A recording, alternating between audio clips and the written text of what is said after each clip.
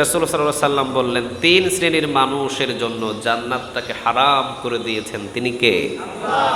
হারাম, ওরা জান্নাতে যাবে না, ওদের জন্য জান্নাতই হারাম। আল্লাহ ওই 3 শ্রেণী থেকে আমাদের মুক্ত করে দাও, আমিন। আল্লাহ বলছেন 3টা শ্রেণী মানুষ, আমি যেমন মদ হারাম করছি, আমি যেমন জেনা, আমি যেমন কুকুরের গোশত খাওয়া, শুকুরের গোশত খাওয়া, এগুলো হারাম, ঠিক মানুষ কিন্তু 3 মানুষের জন্য জান্নাত আমি হারাম করে দিয়েছি। ওরা মানুষ, ওদেরও হাত আছে, ওদেরও পা আছে, ওদেরও চোখ আছে, ওদেরও কান আছে, ওরা মানুষ, আমি বানাইছিলাম মানুষ, ওরাও আদম আলাইহিস সালামের সন্তান, কিন্তু 3টা শ্রেণী, ওদের জন্য জান্নাতটাকে হারাম করে দিয়েছেন। তিনি কে? আল্লাহ। নাম্বার 1, যারা মদ পান করে ওরা কখনো জান্নাতে যাইতে পারবে না। মদ্যপানকারী, গাঁজাখোর, ইয়াবাখোর, ফেন্সিডিলখোর, দেখবেন নাই সমাজে আছে। বিড়িটাকেও অনেক অনেক মুফাসসির বলেছেন এটাও হারাম, এটাও কি হারাম। গোল আছে, গোল চিনেন? গোল, গোল চিনেন? দাঁতের ভিতরে দেয়, মুখে দেয়, হারাম। 2 নাম্বার, পিতা মাতার সাথে যে সন্তানটা অবাধ্য হয় ওই সন্তানের জন্য জান্নাতটা হারাম, সে কখনোই জান্নাতে যেতে পারবে না। নামাজ পড়ে কপাল কালো করে ফেলেছে, বড় একটা মসজিদ বানাইছে, অসুবিধা নেই, হজ করছে 50 বার, কয়বার? 50 বার। কাবা ঘরে মৃত্যু হয়ে গেছে, কাবার চত্বরে, কিন্তু পিতা আর মাতা, যে মা 10 মাস 10 দিন গর্ভে রাখছে, 100 জন শহীদ হওয়ার কষ্ট মা ডেলিভারি করার সময় কষ্ট পেয়েছে। 2 কলস রক্ত মা আপনার জন্য খরচ করেছে।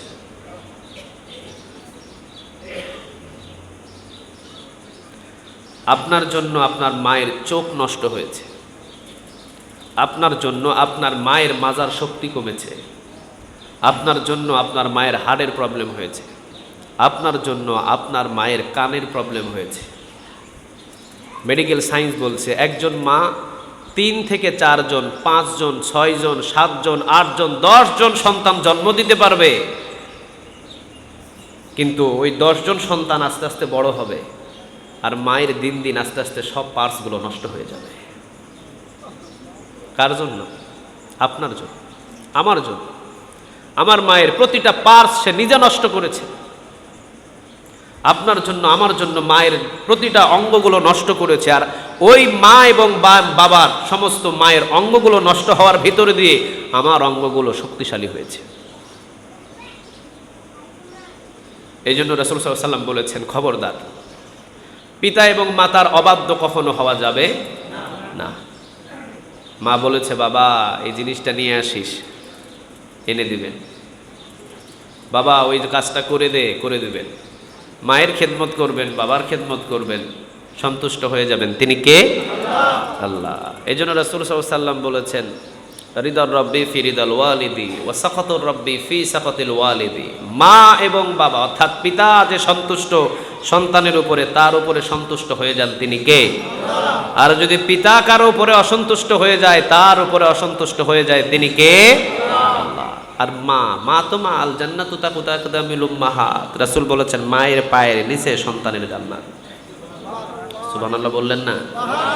ওয়া ক্বাদা রাব্বুকা আল্লা তা'বুদু ইল্লা ইয়্যাহু ওয়া বিল ওয়ালিদাইনি ইহসানা। কার কথা বলেন? মা এবং বাবার ইহসান করো, খেদমত করো। একজনের ইবাদতের পরে ইবাদত টাকা। আমার গোলামি করার পর পিতামাতার কাছে ছুটে যাও, কিন্তু আল্লাহর গোলামি করার পর আমরা দোকানে ছুটে যাই, ঠিক না? আল্লাহ বলছেন মসজিদে আয় আমার গোলামি কর, মসজিদে আয় আমার ইবাদত কর, মসজিদে আয় আমার গোলামি কর, আমার ইবাদত কর। দিনের ভিতরে 5 বার গোলামি করার জন্য ডাক দেন। তিনি কে? ফজরে ডাক দেন, জোহরে ডাক দেন, মাগরিবে ডাক দেন, এশায় ডাক দেন, আসরে ডাক দেন। 5 বার কে ডাকে? আরো জোরে বলেন কে? আল্লাহ বলে 5 বার যেভাবে আমি ডাক দিই তোকে আমার গোলামি করার জন্য, ওয়া ক্বাদা রাব্বুকা, রবের গোলামি করার জন্য, রবের ইবাদত করার জন্য, ঠিক আমার গোলামি করার পর কার কথা বলছে? মা এবং বাবা। আল্লাহ বলছে আমার 5 বার গোলামি করবি, আমার 5 বার মা বাবার খবর নিবি, আমরা একবারও নিই না। ঠিক না ভাই? ঠিক। বিভিন্নভাবে আয়াতের তাফসির করা যায়, বিভিন্নভাবে আয়াতের তাফসির করা যায় জানেন। রাসূল বলেন মা এবং বাবাকে ওই সময় মনে রাখো যতক্ষণ সময় তুমি তোমার রবকে মনে রাখো। আমরা ঘুমাইতে গেলেও আমাদের রবের কথা বলে আমরা ঘুমাই। আল্লাহুম্মা বিসমিকা আমুতু, কার কথা বলে ঘুমাই? আরো জোরে বলেন কার। কিন্তু ঘুমাইতে গেলে প্রেমিক প্রেমিকার ছবি দেখে ঘুমায়, মা বাবার চিন্তা করে একজনা ঘুমায় না। ঠিক না? ঠিক নাই? এমন নাই? কি তাফসীর করবেন আয়াতের? ওয়া ক্বাদা রাব্বুকা আল্লা তা'বুদু ইল্লা ইয়্যাহু ওয়া বিল ওয়ালিদাইনি ইহসানা। রবকে যেই যেই জায়গায় সব সময় মনে রাখো, সেই সেই জায়গাগুলোতে মা বাবাকে মনে রাখার কথা বলেছেন তিনি কে? 5 বার যদি মসজিদে এসে আল্লাহকে স্মরণ করেন, ঠিক আল্লাহকে স্মরণ করার পর 5 বার অন্তত আপনার মা বাবার খবর নিতে হবে। ঠিক না? ঠিক। একবারও নেয় না, তাকায়ও দেখে না। বহু আছে সমাজে এরকম লোক। তাহলে মা আর বাবার যদি অবাধ্য হন সন্তান, আপনি হাজী সাহেব, আপনি গাজী সাহেব হইতে পারেন, আপনি বড় দানবীর হতে পারেন, কিন্তু আপনার জন্য জান্নাত তারে হারাম করে দিয়েছেন তিনি কে? আল্লাহ। 3 নাম্বার দাইয়ুস। দাইয়ুস মানে বুঝেন? হ্যাঁ, দাইয়ুস মানে যার আন্ডারে ছেলে আছে, মেয়ে আছে, মা আছে, বাবা আছে, বিবি আছে। যেমন আমার আন্ডারে আমার মা, আমার বাবা, আমার সন্তান, আমার সন্তানী, আমার স্ত্রী, সবাই আমার আন্ডারে। আমার আন্ডারে না? আপনি একটা ঘরের মালিক না? ওই ঘরের মালিক যিনি, উনি যদি ওই ঘরের ভিতরে একটা পরামর্শ করে যে কোনো একটা ডিসিশন নেন, ওই ডিসিশনটা কি কার্যকর হবে না? কথা বলেন, হবে? কিন্তু পাপ করছে দেখার পরেও যে বাধা দেয় না, ওইটারে বলে দাইয়ুস। ওইটারে কি বলে? খাস মুমিন, খাস মুসলমান, তাকওয়াবান যারা আল্লাহওয়ালা, ওরা রমজান মাসে অটোমেটিক সুস্থ হয়ে যায়, রুগী পায়। কারণ বাংলাদেশ না, পৃথিবীতে তো শুধু রোজাদার আছে যে এমন না, নাস্তিক আছে না? আস্তিক আছে না? কত ধর্মীয় লোক আছে, সবাই কি রোজা পালন করে? না, শুধু আমরা মুসলমান, আমরা শুধু রোজা পালন করি, আর কোনো ধর্মীয় মানুষগুলো রোজা পালন করে না। তা আমরা আল্লাহর হুকুম মতো রোজাটা পালন করি। মেডিকেল সায়েন্স ওরা বলছে যে রমজান মাসে সবচাইতে কম রুগী যে আমাদের হসপিটালগুলোতে আসে সেটাই হলো যারা রোজাদার, যারা মুসলমান। এরা রমজান মাসে এদেরকে খুঁজে পাই না আমরা, অটোমেটিক তারা কেমন জানি রমজান মাসটাতে আসলেই ওদেরকে খুঁজে পাওয়া যায় না। রমজান শেষ তখন আবার আসা শুরু করে। তো উনি বলছিল যে যদি রমজান মাস বাকি 11টি মাস থাকতো তাহলে আমাদের হসপিটালের কোনো প্রয়োজন ছিল না। হসপিটালের প্রয়োজন ছিল নাস্তিকদের, বেঈমানদের, ইহুদি, ওদের ছিল, কিন্তু মুসলমানদের জন্য আলাদাভাবে কোনো ধরনের কোনো হসপিটালের প্রয়োজন ছিল না। সুবহানাল্লাহ। এই রমজান মাসে সুস্থতা আমাদের দান করেন তিনি কে? আল্লাহ। অনেকে কয় হুজুর গ্যাস্ট্রিক, এজন্য রোজা থাকতে পারি না। কি কয়? গ্যাস্ট্রিক। রমজান মাস আসলে, অন্যান্য মাসে তো 1-2টা গ্যাস্ট্রিকের ওষুধ খাইতে হয়, রমজান মাস আসলে খাওয়াই লাগে না। বুঝছেন? অনেক আছে, আমার নিজের প্র্যাকটিক্যালি আমি নিজে বলছি, অন্যান্য মাস আসলে একটু গ্যাস্ট্রিকের ওষুধ খাইতে হয় মাঝে মাঝে। তো রমজান মাস আসলে টাইম টু টাইম চলাফেরা, টাইম টু টাইম ওঠা বসা, খাওয়া দাওয়া, আমার একটা গ্যাস্ট্রিকের ওষুধ খাওয়া লাগে না। আর অনেকে কয় হুজুর গ্যাস্ট্রিকের জন্য রোজায় থাকি না।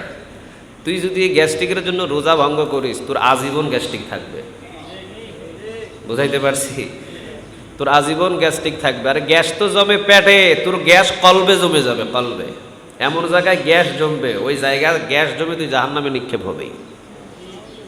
গ্যাস্ট্রিকের ওসিলায় একটা রোজা ভঙ্গ করা যাবে না। আমি শুধু একটাই বোঝাবো, একটা রোজাকে ক্রয় করার মতো পৃথিবীর সম্পদ দিয়ে সম্ভব না। আবু হুরায়রা রাদিয়াল্লাহু তাআলা আনহু তিনি বলেছেন, একটা রমজানের রোজা পৃথিবীর সব সম্পদ বিক্রি করলেও, ওই সব সম্পদ বিক্রি করে আল্লাহর যদি কুদরতি অন্তর জয় করতে কেউ চায়, আর একটা রোজা রেখে যদি কেউ আল্লাহর কুদরতি অন্তর জয় করতে চায়, পৃথিবীর সব সম্পদ বিক্রি করে দান করে আল্লাহর কুদরতি অন্তর জয় করা সম্ভব নয়, যেভাবে একটা রোজাদার আল্লাহর কুদরতি অন্তর জয় করে ফেলে। চিন্তা করতে পারছেন? দেখেন, পৃথিবীর সমস্ত ধনী ধনী যারা মানুষ আছে, সব ধনী ধনী মানুষগুলো একটা পর্যায়ে বসে বসে দান সাদাকা অমুক তমুক অভাব নাই। এমপি বলেন, মন্ত্রী বলেন, প্রেসিডেন্ট বলেন, সবাই জায়গায় জায়গায় জায়নামাজ বিছায় বিছায় আল্লাহরে ডাকতেছে, আল্লাহ আল্লাহ আল্লাহরে ডাকতেছে সব সময়। আর একজন দিনমজুরি রিকশাওয়ালা সারাদিন রোজা রেখে কলিজার ভিতরে পিপাসা নিয়ে, ও যদি দামি জায়গায় নয়, দামি জায়নামাজে নয়, দামি একটা স্টেপে নয়, ধনীও না, আতর সুরমাও লাগাই নাই, জামার ভিতরে ময়লা, ঘামে ভিজা, সারাদিন রিকশা চালক, কিন্তু রোজা ছিল, বড় মসজিদেও যাইতে পারে নাই, বাইতুল মুকাররমেও ঢুকতে পারে নাই, ও যদি কোনো একটা ছোট্ট একটা টিনের ঘরের ভিতরেও যদি রোজা রেখে যদি আল্লাহকে ডাক দেয়, আল্লাহ বলে ৭০,০৭২ ডাকে আমি সাড়া দেব। একবার দুইবার না, ৭০,০০০ বার তার ডাকে সাড়া দিবেন। তিনি কে? কিন্তু এমপি বলেন, মন্ত্রী বলেন, ভালো ভালো জায়গা, ভালো ভালো পারফিউম লাগানো, ভালো যায় নামাজ, কিন্তু রোজা নাই। ১০০০ বার ডাকছে, আল্লাহ কয় তোর একটা ডাকর আমার সাড়া দেওয়ার কোনো প্রয়োজন নাই। রোজাটাকে এত সম্মানিত কে করেছেন? আল্লাহ। সহিহ বুখারীতে এসেছে, ওই যে গত জুমায় বললাম যে একটা একটা করে রোজার হিসাব করে করে প্রতিটা বান্দার বিনিময় আল্লাহ বান্দাকে নিজ হাতে দিয়ে দিবে।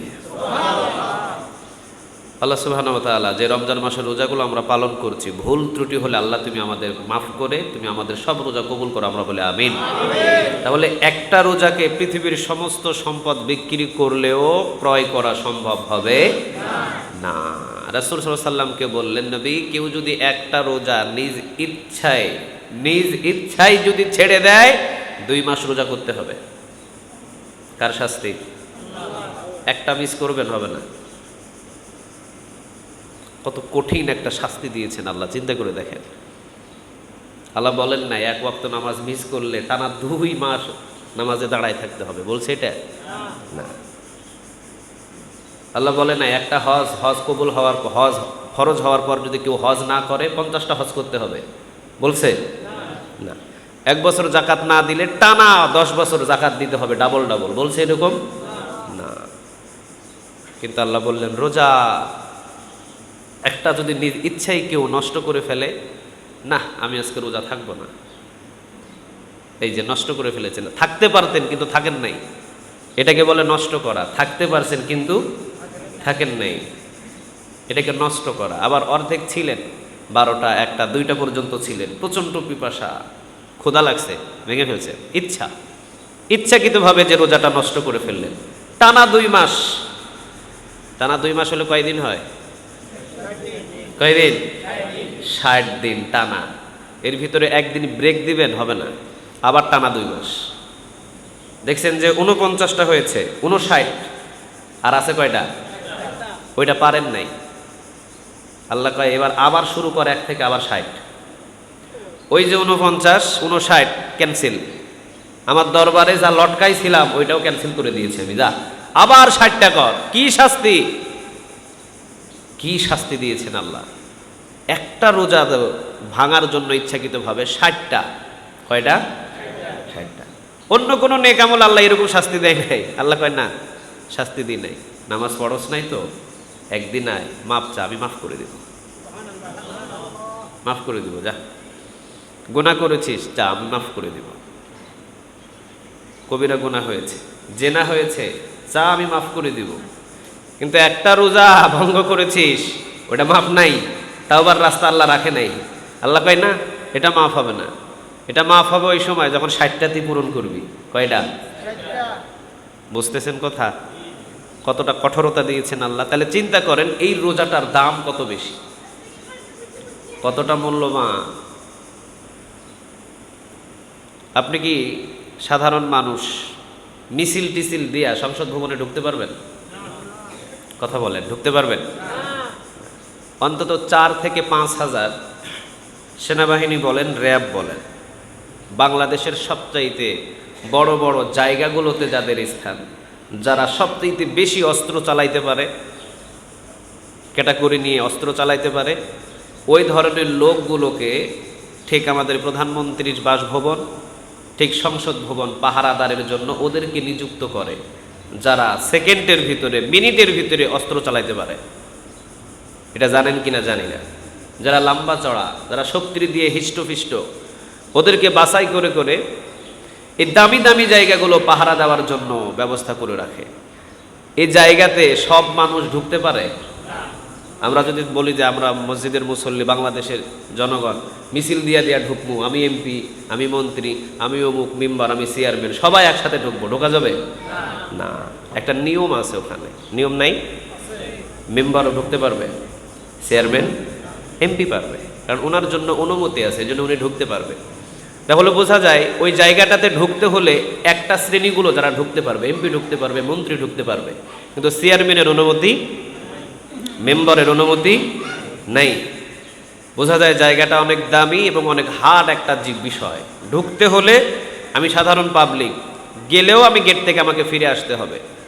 কত পাহারাদার, 5,000-এর বেশি পাহারাদার একটা ঘরটাকে, যেখানে বাংলাদেশের সমস্ত আইন কানুনগুলো করা হয়। জায়গাটা অনেক দামি, যার জন্য 5,000 পাহারাদার। আপনার পুরা গ্রাম মিলা কি 2-4-10 জন পুলিশ আছে? কথা বলেন, পুলিশ আছে? নাই। তাহলে বোঝা যায় দামি একটা জায়গাটাকে পাহারা দেওয়ার জন্য 5,000, প্রয়োজনে 10,000 দিবে।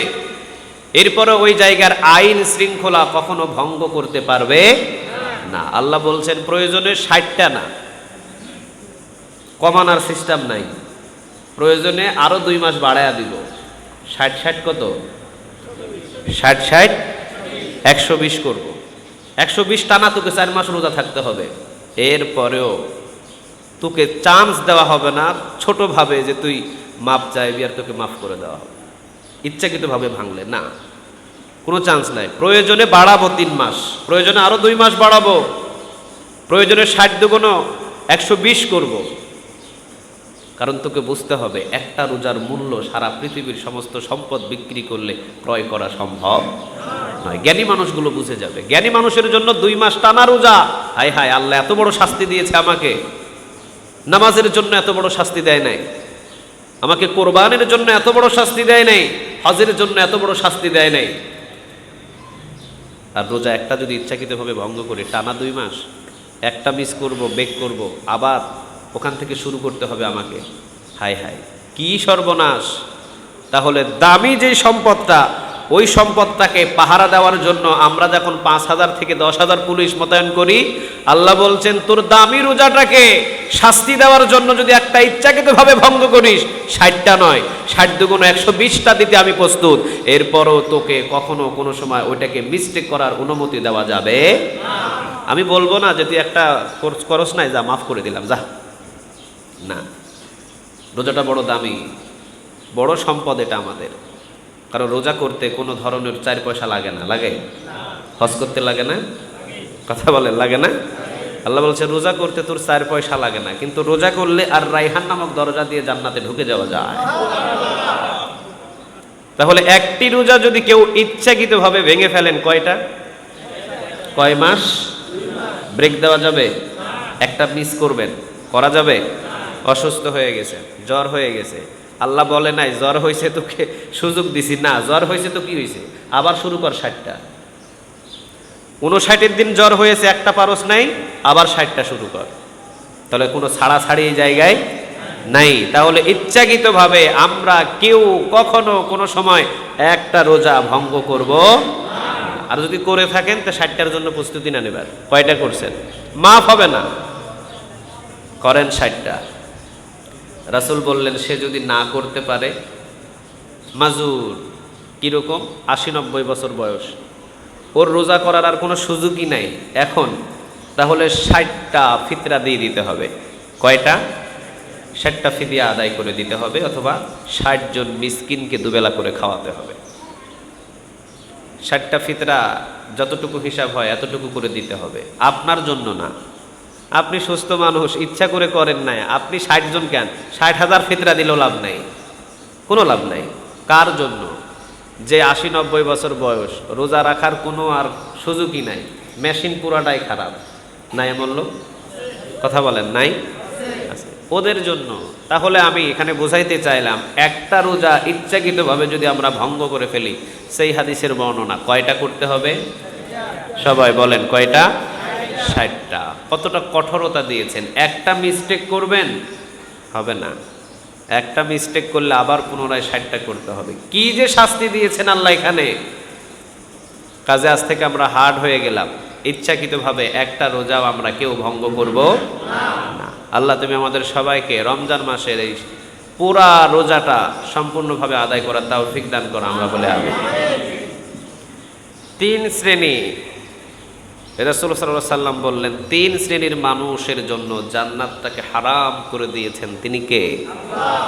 হারাম, ওরা জান্নাতে যাবে না, ওদের জন্য জান্নাতই হারাম। আল্লাহ ওই 3 শ্রেণী থেকে আমাদের মুক্ত করে দাও, আমিন।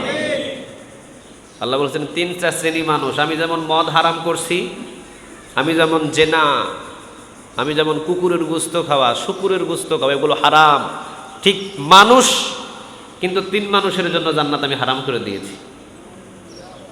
ওরা মানুষ, ওদেরও হাত আছে, ওদেরও পা আছে, ওদেরও চোখ আছে, ওদেরও কান আছে, ওরা মানুষ, আমি বানাইছিলাম মানুষ, ওরাও আদম আলাইহিস সালামের সন্তান। কিন্তু 3টা শ্রেণী, ওদের জন্য জান্নাতটাকে হারাম করে দিয়েছেন। তিনি কে? আল্লাহ। নাম্বার 1, যারা মদ পান করে ওরা কখনো জান্নাতে যাইতে পারবে না। মদ্যপানকারী, গাঁজাখোর, ইয়াবাখোর, ফেন্সিডিলখোর, দেখবেন নাই সমাজে আছে। বিড়িটাকেও অনেক অনেক মুফাসসির বলেছেন এটাও হারাম।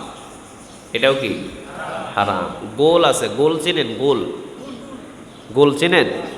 দাঁতের ভিতরে দেয়, মুখে দেয়, হারাম।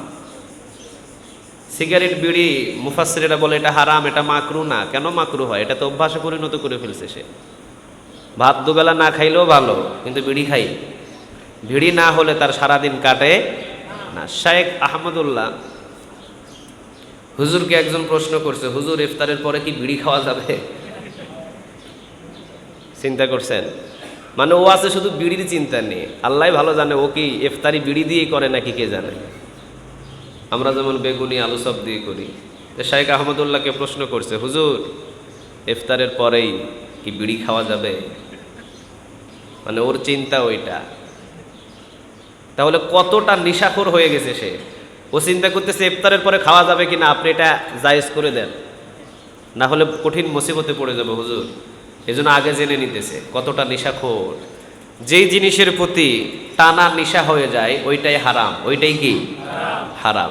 তো সিগারেট, বিড়ি এইটাও হালাল না, এইটাও হারাম। মুফাসসির হাজার হাজার বলতেছে এটা হারাম, কিন্তু কিছু কিছু জন হালাল কয় না, কয় মাকরু। মানে নিজের অভ্যাস আছে এই জন্য কয় মাকরু। নিজের অভ্যাস আছে মানে ওই যে তামাক, তামাক আছে না, তামাক দিয়ে কি খালি বিড়ি হয়? জর্দা হয়। কি হয়? বাংলাদেশে বহু হুজুর আছে জর্দাখোর, জর্দা ছাড়া পান খায় না, জর্দা খাইতেই হবে। ওয়াজ করতেছে কিন্তু জর্দা চাবাইতেছে, নাই? কথা বলেন নাই? ওরা কয় মাকরু, খাইতে পারবেন। নিজের গায়ের উপরে আসলে তখন কয় খাইতে পারবেন। বুঝাইতে পারছি? হুজুরের তো বহু রাস্তা খোলা থাকে, বুঝেন না? হুজুর পশ্চিম দিকে পিশাব করছেন কেন? কয় না না পশ্চিম দিকে না, একটু ঘোরাই লইছিলাম। আমি ঘোরাইছি, তুই কি দেখছস? আসলে কিন্তু পশ্চিম দিকে করছে, কিন্তু জায়গা মতো ফতোয়া দিয়ে একটু টানটুন করে বাইর হতে পারে হুজুরেরা।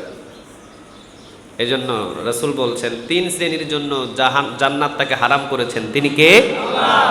1 নাম্বার কি পানকারী? কি পানকারী? মদ্যপানকারী। আরেক বর্ণনায় তিরমিজিতে রাসূল সাল্লাল্লাহু আলাইহি ওয়াসাল্লাম বলেছেন, যে মদ খায় সে যেমন অপরাধ, তার জন্য যেরকম জান্নাত হারাম, যে বিক্রি করে সেও তেমন অপরাধ, তার জন্য জান্নাত হারাম। যে মদ আনা নেওয়া করে তার জন্য জান্নাত হারাম। যে মদের কোম্পানিতে চাকরি করে ওর জন্য হারাম। এখন বিড়ি সিগারেট বিক্রি করা লোক না এখানে, দোকানে পানের সাথে বিড়ি, পানের সাথে সিগারেট। কে কইছে আপনার এই সিগারেট বিক্রি করতে হবে? কে বলেছে আপনাকে হারাম জিনিসটা বিক্রি করতে হবে? আল্লাহ হালাল হালাল উপার্জনের হাজার হাজার রাস্তা সমাজের ভিতরে রেখে দিয়েছে। আপনি হালাল রাস্তাকে তালাশ না করে আপনি বিড়ি সিগারেট করে খাইতেছেন। সিগারেট, বিড়ি, আকিস বিড়ি এগুলো বিক্রি করে আপনাকে খাইতে হবে? কে বলছে? আখিরাতটাকে যদি আপনি সফল করতে চান, আজ থেকে দোকান থেকে বিড়ি সিগারেট সব ফালাইয়া দেবেন। আপনার আখিরাত দরকার, আপনার দুনিয়ার দরকার নেই। কি প্রয়োজন?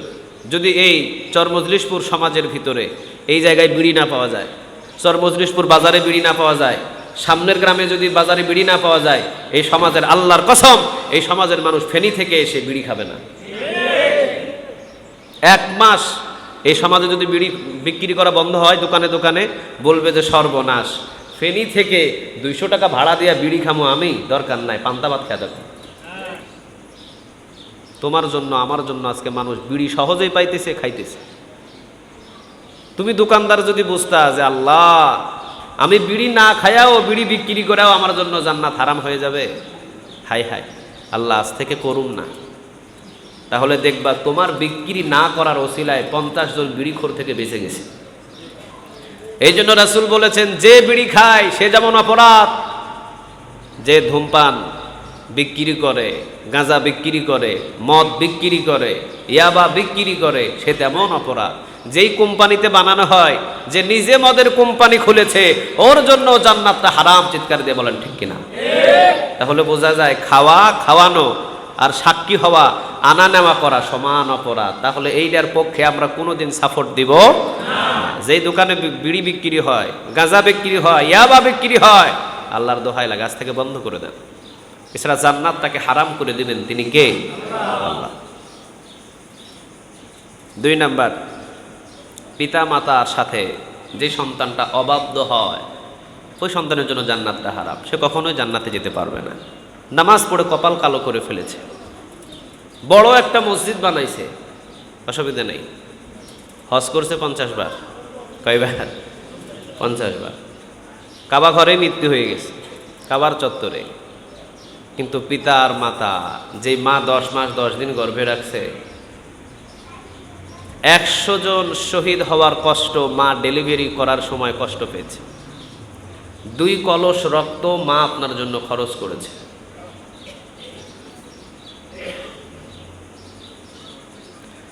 আপনার জন্য আপনার মায়ের চোখ নষ্ট হয়েছে, আপনার জন্য আপনার মায়ের মাজার শক্তি কমেছে, আপনার জন্য আপনার মায়ের হাড়ের প্রবলেম হয়েছে, আপনার জন্য আপনার মায়ের কানের প্রবলেম হয়েছে।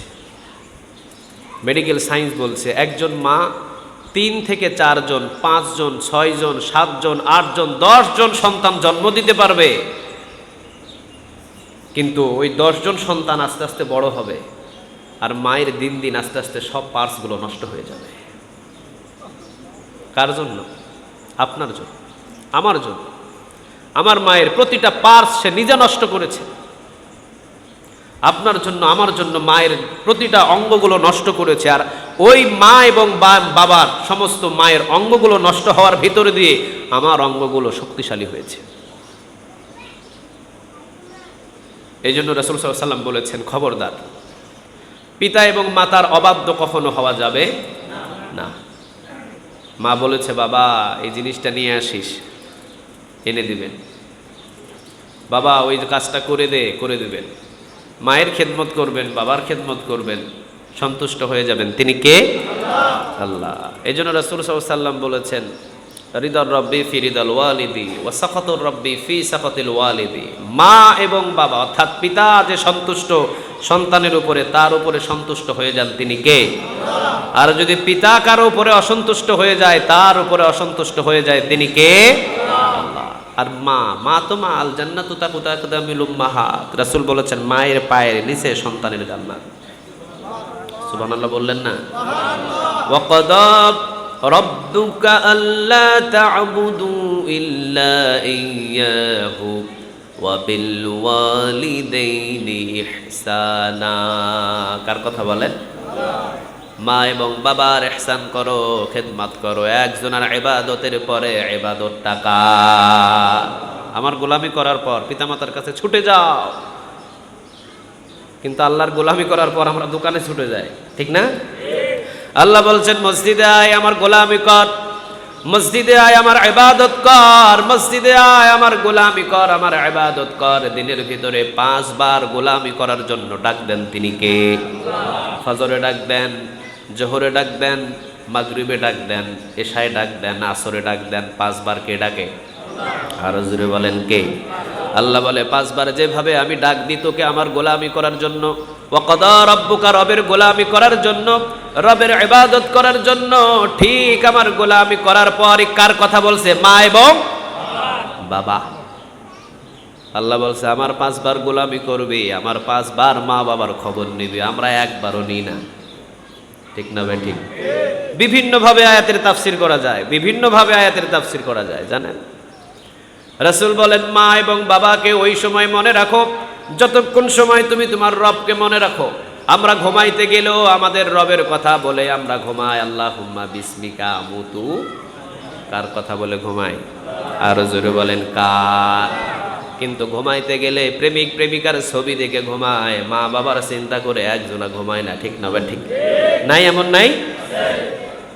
কি তাফসির করবেন আয়াতের? ওয়াকাদা রাব্বুকা আল্লা তা'বুদু ইল্লা ইয়্যাহু ওয়া বিল ওয়ালিদাইনি ইহসানা। রবকে যেই যেই জায়গায় সব সময় মনে রাখো, সেই সেই জায়গাগুলোতে মা বাবাকে মনে রাখার কথা বলেছেন তিনি কে? 5 বার যদি মসজিদে এসে আল্লাহকে স্মরণ করেন, ঠিক আল্লাহকে স্মরণ করার পর 5 বার অন্তত আপনার মা বাবার খবর নিতে হবে। ঠিক না ভাই? ঠিক। একবারও নেয় না, তাকায়ও দেখে না। বহু আছে সমাজে এরকম লোক।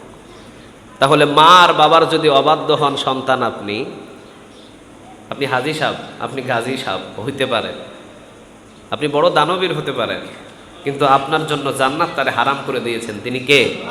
আল্লাহ। 3 নাম্বার দাইয়ুস। দাইয়ুস মানে বুঝেন? হ্যাঁ, দাইয়ুস মানে যার আন্ডারে ছেলে আছে, মেয়ে আছে, মা আছে, বাবা আছে, বিবি আছে।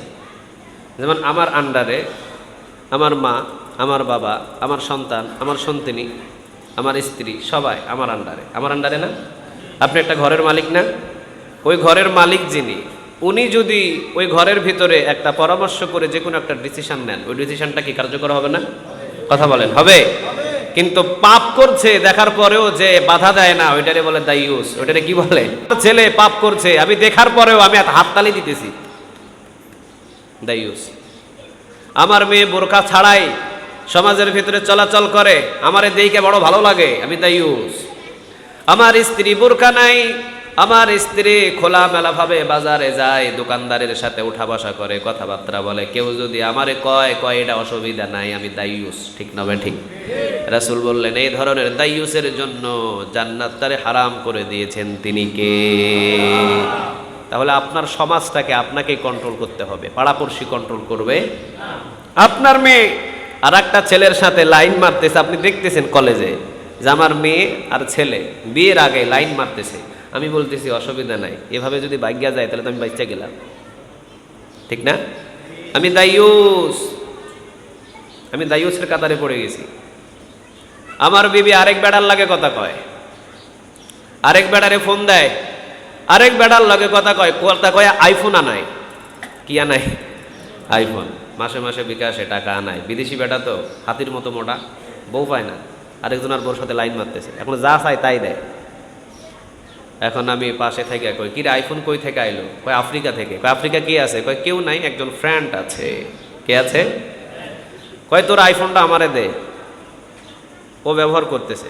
কয়েকদিন পর আরেকটা আইফোন আসছে, ও ব্যবহার করতেছে, বিকাশে টাকা, আলমারি কিনে, অমুক কিনে, তমুক কিনে। তুই এত টাকা পাস কই? ওই যে ফ্রেন্ড আছে, বন্ধু। আপনি দেখার পরে কইতেছেন অসুবিধা কি, লাভ তো হইতেছে আমার। আমি তো 14 গোষ্ঠীর সম্পদ বিক্রি করে আইফোন কিনতে পারতাম না, বড় সিলাই পাইছি আর কি। নাই এমন লোক? কথা বলেন নাই?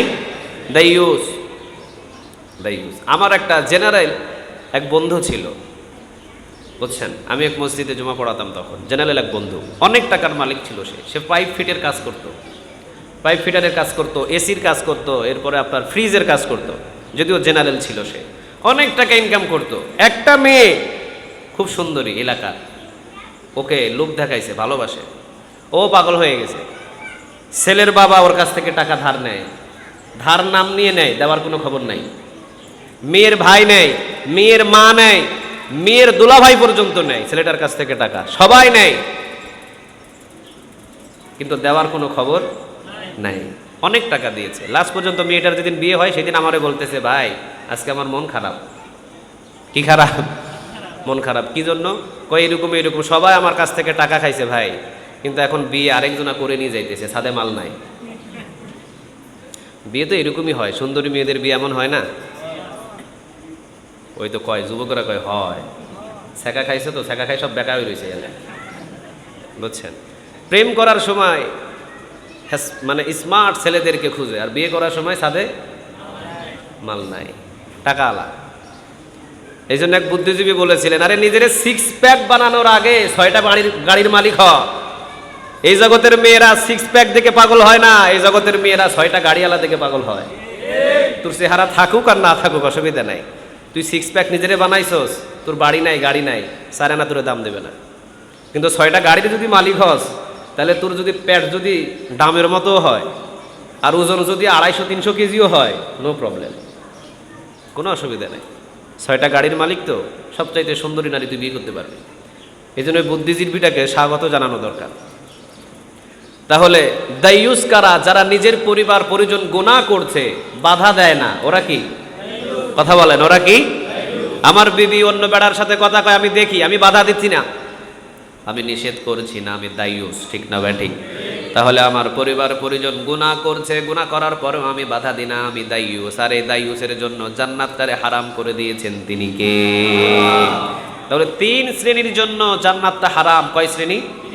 প্রথম নাম্বার কি পানকারী, মদ্যপানকারী। 2 নাম্বার পিতামাতার অবাধ্যকারী। আর 3 নাম্বার দাইয়ুস, যার পরিবার পরিজন গুনাহ করে, দেখার পরেও সে বাধা দেয় না, সে দাইয়ুস, ঠিক না ভাই? ঠিক।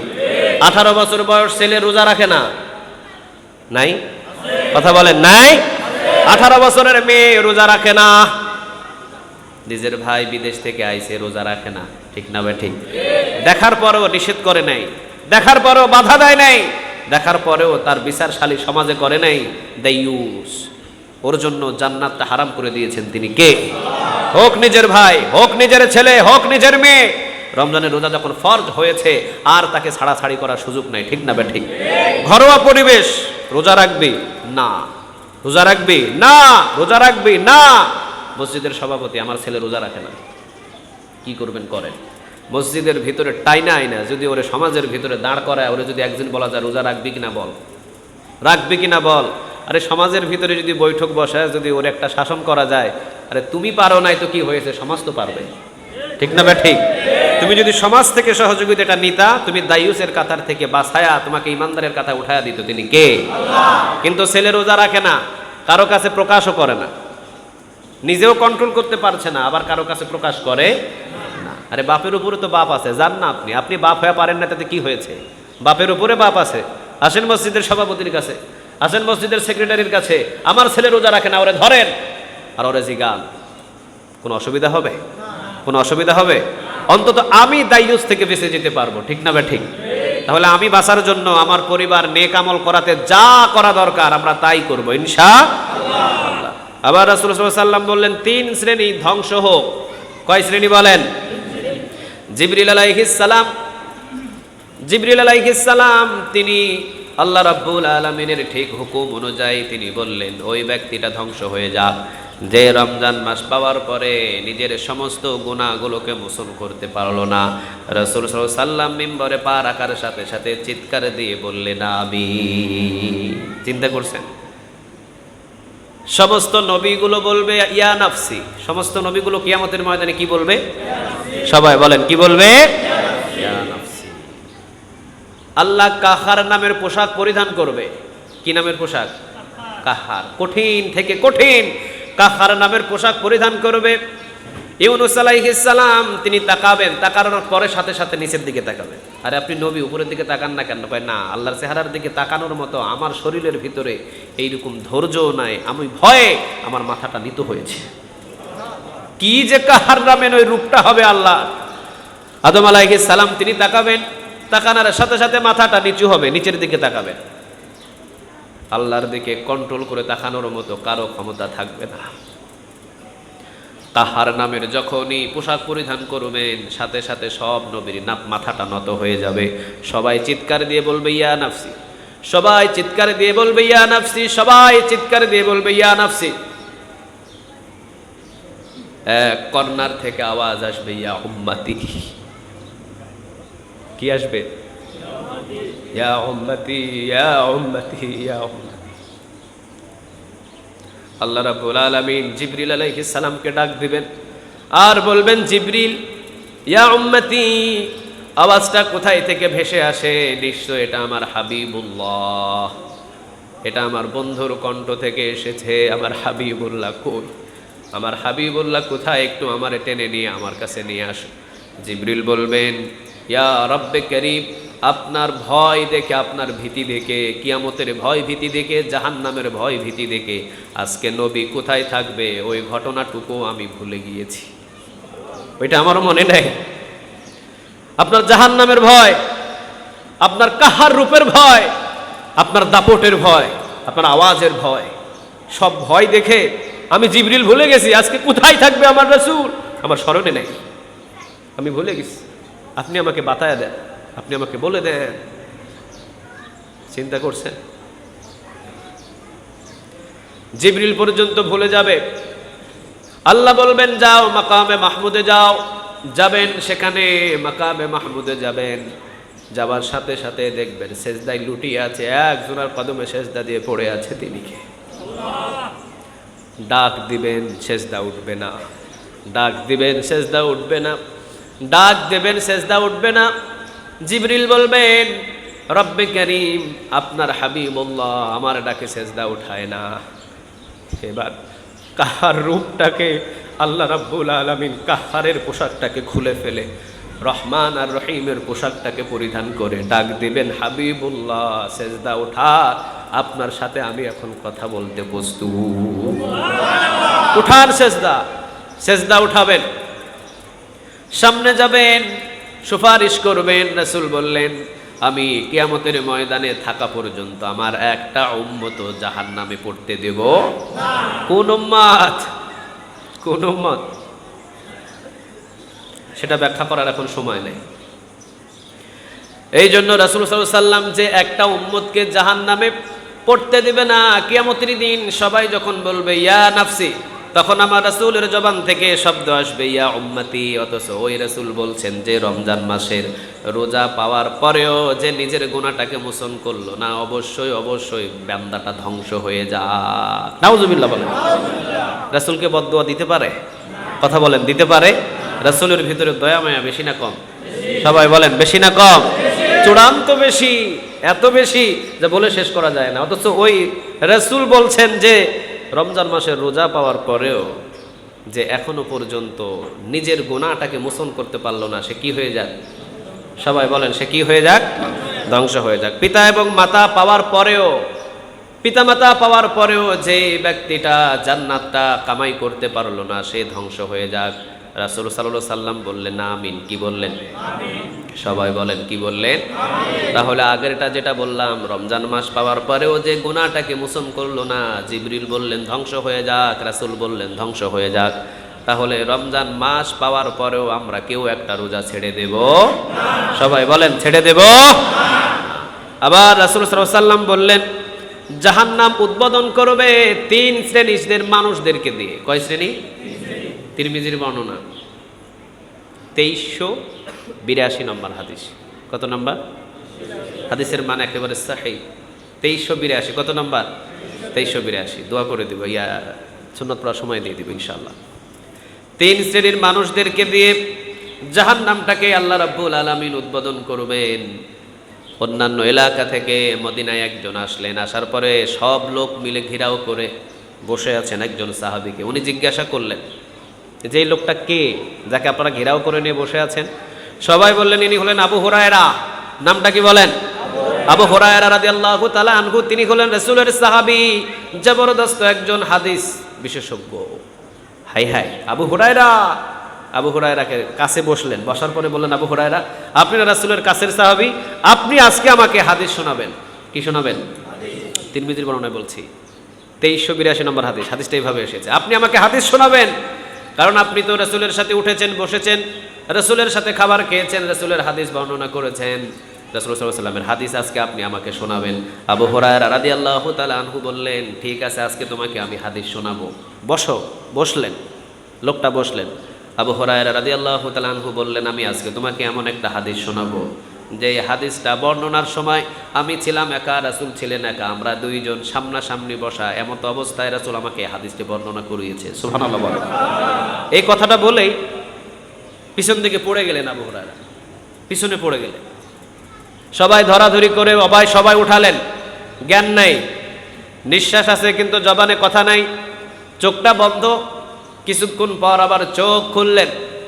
এরপরে আবু হুরায়রারে জিজ্ঞাসা করলেন, আবু হুরায়রা, অল্প একটু কথা বলতে আপনি এভাবে থমকে গেলেন কেন? এবার আবু হুরায়রা আবার স্টার্ট।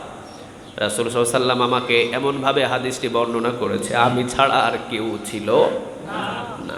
এমন একটা হাদিস তোমাদের সামনে আমি বর্ণনা করে শোনাবো। ইন দ্য মিন টাইম আবার কাত হয়ে পড়ে গেল। হাদিস বর্ণনা করবেন, ইন দ্য মিন টাইম কি বর্ণনা করবেন হাদিসটি? উনি বর্ণনা করার আগে পড়ে গেছে কাত হয়ে। কিছুক্ষণ পর আবার উঠালেন, আবার উঠলেন, আবার চোখের পানি মুছলেন। এরপরে তৃতীয়বার আবার বললেন, হ্যাঁ, হাদিসটি আমি তোমাদের সামনে বর্ণনা করব। হাদিসটি তোমাদের সামনে আমি বর্ণনা করব। হাদিসটি বর্ণনা করার আগে এবার উপর হয়ে পড়ে গেছে সামনের দিকে। এখন পিছনে না, এখন কোন দিকে? সামনের দিকে। মৃত মানে মারাই গেছে মনে হয়, এমনভাবে অজ্ঞান হলেন, কোনো জ্ঞান নাই, হুঁশ নাই, কোনো কিছু নাই। একটা হাদিস শুধু বর্ণনা করতে গিয়ে 3 বার অজ্ঞান হয়েছেন আবু হুরায়রা রাদিয়াল্লাহু তাআলা আনহু। এমন কোন রিপোর্ট আর একটা কোন সাহাবীর আমলে নাই, ঠিক না বা ঠিক? হাদিস বর্ণনা করতে গিয়ে অজ্ঞান হয়ে গেছে 3 বার, আছে এমন কোন রিপোর্ট নাই। তাহলে বুঝতে হবে হাদিসের মানটা কি কঠিন নাকি সহজ?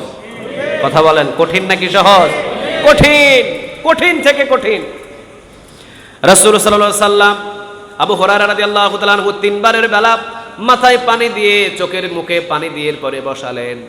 এবার ডুকরে ডুকরে আবু হুরায়রা কান্না শুরু করলেন। আবু হুরায়রা রাদিয়াল্লাহু তাআলা আনহু কান্না শুরু করে আবু হুরায়রা রাদিয়াল্লাহু তাআলা আনহু বললেন, 3 শ্রেণীর মানুষদেরকে দিয়ে জাহান্নামটারে উদ্বোধন করবেন তিনি কে? কাঁদছেন তিনি, কাঁদছেন। 3 শ্রেণীর মানুষদেরকে দিয়ে আল্লাহ জান্নাত জাহান্নামটা উদ্বোধন করবে। কোনো ব্যবসায়িকদেরকে দিয়ে না, কোনো গোলামদের দিয়ে না, কোনো চাকরদের দিয়ে না। 3 শ্রেণীর মানুষদের সর্বপ্রথম জাহান্নামে ফেলে দিবেন, ওদেরকে দিয়ে জাহান্নামটা উদ্বোধন হবে। কয় শ্রেণী? সবাই বলেন কয় শ্রেণী? নাম্বার 1 যারা শহীদ। আল্লাহ বলবেন, শহীদ আসো, সামনে আসো। শহীদরা সামনে আসো। সবাই না, ওই শ্রেণীর শহীদ। আল্লাহ বলবে, আসো, সামনে আসো। সামনে আসবে, আল্লাহ বলবে, যাও, জাহান্নামে চলে যাও, গো টু দ্য হেলফেয়ার, যাও, জাহান্নামে চলে যাও। শহীদ বলবে, আল্লাহ আমি আপনার জন্য শহীদ হয়েছি, আমি আপনার জন্য জীবন দিয়েছি, আমি আপনার জন্য যুদ্ধের ময়দানে লুটিয়ে পড়েছি, আমি আপনার জন্য হাতে তরবারি ধরেছি, আমি আপনার জন্য এই তরবারিটা কোমর থেকে বাহির করেছি, আপনার জন্য আপনার নাম নিয়ে আমি ঝাঁপিয়ে পড়েছি। আল্লাহ কয় না। ফেরেশতারাও সাথে সাথে বলবেন না। আল্লাহও বলবেন না, ফেরেশতারাও কি বলবে? না, মিথ্যা, সত্য নয়। তুই জিহাদের ময়দানে ঝাঁপিয়ে পড়েছিলি ওই নিয়তে, তুই জিহাদের ময়দানে ঝাঁপিয়ে পড়েছিলি সেই নিয়তে তোকে যাতে বড় বীর বলা হয়, তোকে সাহসী বলা হয়, তোকে যোদ্ধা, বড় যোদ্ধা বলা হয়। তুই যাতে ওই জিহাদের ময়দান থেকে যখন ফিরে আসবি তখন যাতে তোর নাম সবার মুখে মুখে থাকে। তোর নিয়ত ছিল এটা, আমাকে খুশি করা তোর নিয়ত ছিল না। আর তোকে যে বড় বীর বলা হবে, তুই তো এটা পেয়ে গেছিস দুনিয়ায়। তোকে তো সবাই বড় বীর বলেছে, তোকে তো সবাই সাহসী বলেছে, তুমি তো পেয়ে গেছো সব কিছু। যাও, যাও, জাহান্নামে চলে যাও। মাথাটাকে নত করে সোজা জাহান্নামের দিকে ফেলে দাও। আল্লাহ দ্বিতীয় শ্রেণী বলবে, দানশীল। অনেক বড় বড় মসজিদ বানিয়েছে, অনেক বড় বড় কালভার্ট বানিয়েছে, অনেক বড় বড় দানবীর ছিল, লক্ষ লক্ষ কোটি কোটি টাকা দান করেছে। আল্লাহ বলবে, আইসো। আসবে, আল্লাহ বলবে, যাও, জাহান্নামে চলে যাও। বলবে, আল্লাহ আমি মসজিদ বানিয়েছি, আমি মাদ্রাসা বানিয়েছি, আমি কত দান করেছি, দানের কোনো শেষ না। আল্লাহ বলবে, কই, আমারে তো খুশি করার জন্য তুমি দান করো নাই, আমারে তো খুশি করার উদ্দেশ্য তোমার ছিল না। তোমার উদ্দেশ্য ছিল তুমি একটা মসজিদ বানালে, এলাকার সব মানুষ তোমাকে স্যালুট দেবে, তোমাকে সালাম দেবে। তোমাকে সবাই বলবে ওই যে লোক আসতেছে ও অনেক বড় দানবীর, ওটা চেয়ারটা খালি করে দাও। তুমি তো দুনিয়ায় বড় হওয়ার জন্য দান করেছো, ওটা তো পেয়ে গেছো তুমি দুনিয়া, আমার কাছে কি? ও যা চাওয়ার তুমি দুনিয়ায় পেয়ে গেছো, আমার কাছে নাই, কোনো কিছু নাই তোমার। যা জাহান্নামে চলে যাও, চলে যাবে, সোজা জাহান্নামে পড়ে যাবে। 3 শ্রেণীর মানুষ। 3 নম্বরে যাকে ডাকবেন, আলেমদেরকে ডাক দেবেন। আলেমদেরকে ডাক দেওয়ার পর বলবে যাও জাহান্নামে চলে। সে বলবে আল্লাহ আমি আপনার জন্য নামাজ পড়িয়েছি, আমি আপনার জন্য দাঈল আল্লাহ ছিলাম, আমি আপনার জন্য ময়দানে ময়দানে ঘুরে ঘুরে দাওয়াতের কাজ করেছি, আমি আপনার জন্যই তো সব কিছু করেছি, আর আমাকে কেন আপনি জাহান্নামে ফেলাবেন? কয় না, তোমার মুখে ছিল এটা, তোমার অন্তরে ছিল তুমি বড় একটা সেলিব্রিটি হবে, তোমার মুখে ছিল তুমি বড় একটা এমন স্টাইলের একজন আলেম হবে, তোমাকে দেখে সবাই পাগল হয়ে যাবে, সবাই তোমাকে দেখে বাহা বাহা দিবে, সবাই তোমাকে দেখে বলবে সর্বনাশ, এত বড় আলেম আমাদের সমাজে, এত বড় আলেম আমাদের দেশে, তোমার তো এই নিয়ত ছিল। কই, তুমি তো আমাকে খুশি করার জন্য কোনো কিছু করো নাই, তোমার দুনিয়াতে একটাই উদ্দেশ্য ছিল তুমি ভাইরাল হওয়া। কি হওয়া? কথা বলেন, কি হওয়া? ভাইরালের রোগ তোমার ভিতরে ছিল, কিন্তু আমি আল্লাহর কাছে ভাইরাল হওয়ার রোগ একদিনও তুমি আদায় করো নাই, বলো নাই। তোমার উদ্দেশ্য দুনিয়া, দুনিয়া আর দুনিয়া। তুমি তো পেয়ে গেছো দুনিয়ায়, ওইটা যা পাওয়ার ওটা দুনিয়ায় তুমি পেয়ে গেছো, অসুবিধা নাই, যাও জাহান্নামে চলে যাও। 3 শ্রেণীকে সর্বপ্রথম জাহান্নামের ভিতরে ঠেলে দিবেন তিনি কে? প্রথম নাম্বার কে? কে? শহীদ। দ্বিতীয় নাম্বার দানবীর, আর তৃতীয় নাম্বার আলেম। আল্লাহ 3টা থেকে তুমি আমাদের হেফাজত করো। আরেকবার জোরে বলেন আমিন। তারেক জামিলের নাম শুনছেন? পাকিস্তানে তারেক জামিল রাহিমাহুল্লাহ, উনি এখনো পর্যন্ত যত জায়গায়, যত ইসলামিক কনফারেন্সে গিয়েছে, নিজের পকেটের টাকা খরচ করে সেখানে গিয়েছে। আমরা পারি না, কিন্তু এটা আমাদের দ্বারাই সম্ভব হয় না। উনি যত জায়গায় ইসলামিক কনফারেন্সে ওনাকে দাওয়াত দেওয়া হয়েছে, উনি তত জায়গায় নিজের পকেটের টাকা খরচ করে সেখানে দাওয়াত দিয়ে সোজা চলে এসেছে। ওনাকে একটা কনফারেন্সে বলা হয়েছিল, হুজুর আপনি আজকের এই কনফারেন্সে যা চাইবেন তাই আপনাকে দেওয়া হবে, আপনি চান। উনি বলেছিল আরে তোমাদের মতো মানুষদের কাছে চাইলে তো আমি রবের কাছে চাওয়াটা ভুলে যাব, আমি তো তোমাদের কাছে চাইতে চাই না, আমি তো চাই তার কাছে। তোমরাই যদি বিনিময়টা দিয়ে দাও তাহলে বিনিময়টা তো তিনি আমাকে আর দেবেন না। তোমাদের বিনিময় দুনিয়া, ওনার বিনিময় চিরস্থায়ী আখিরাতে। কয়জন আছে এরকম বিনয় আলেম? নাই, আমরাও নাই। জানি না, হয়তো আমাদেরকে দিয়ে জাহান্নাম উদ্বোধন করে ফেলবে কিনা। এই জন্য মৌলানা তারেক জামিল রাহিমাহুল্লাহ কথাগুলো শুনলে অনেক সময় কলিজাটা শীতল হয়, দেখবেন, শুনবেন, আমলের কথাগুলো শুনবেন। তো উনি বিনিময়ে কোনো মানুষের কাছ থেকে হাত পেতে চেয়ে নিতেন না। কার কাছ থেকে চেয়ে নিতেন? সবাই বলেন, কার কাছ থেকে? আমার কি বাড়ির অভাব আছে? গাড়ির অভাব আছে? উনি যে গাড়িতে চলে, অনেক মন্ত্রী এমপিও তো চড়তে পারে না, কি ব্যবস্থা করে দিয়েছে? উনি আল্লাহর কাছ থেকে চেয়েছেন। আল্লাহ সুবহানাহু ওয়া তাআলা আমাদের সবাইকে নেক আমল করার তৌফিক দান করুক, আমিন। লম্বা সময় নিলাম, কষ্ট হয়েছে আপনাদের? কষ্ট হয়েছে? আল্লাহ আমাদের সবাইকে কবুল করুন। হ্যাঁ, ও ভাত খেতেন না? ও মা হাসানি বাজার টাজার করার লাগতো না, শূন্য ধরিয়ালাম। ওকে,